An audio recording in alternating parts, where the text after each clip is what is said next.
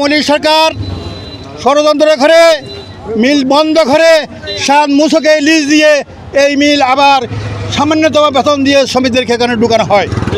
তাদের সাথে বনিবনা না হওয়ায় মিলটা বন্ধ করে দিয়ে আবার বিজেএনসির মাধ্যমে চালু করা হয়।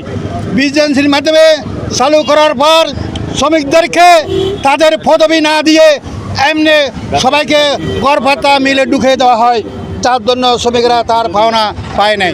সাথী বন্ধুরা আমার, এই পাওনা থেকে বঞ্চিত হয়েছে, সেজন্য তাদেরকে আওয়ামী লীগের দোসরদেরকে আওয়ামী লীগের নেতাদেরকে অনেক টাকা পয়সা দেওয়া হয়েছে। তারা টাকা খেয়ে আপনারা জানেন আপনাদেরকে কিভাবে বারোতাবাজি করেছে, কিভাবে আপনাদের কষ্ট দিতে।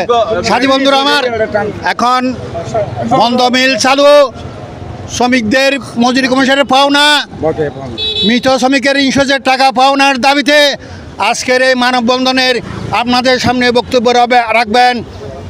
বিলের মধ্যে এনে আওয়ামী লীগের নেতাকে বটোয়ারা করে দিয়েছেন।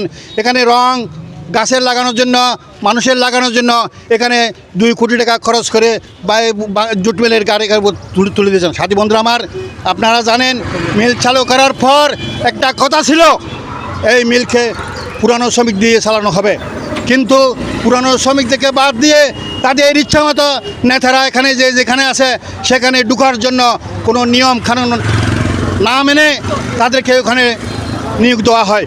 নিয়োগ দেওয়ার পরে এরা কোনো পদবি ছাড়া, এখানে বলা ছিল মিল নতুনভাবে চালু করলে মানুষদেরকে পদবি দিয়ে চালু করার কথা ছিল, কিন্তু পদবি দিয়ে চালু না করে তারা শ্রমিকদেরকে এখানে রেখে তাদেরকে সামান্যতম বেতন দিয়েছেন।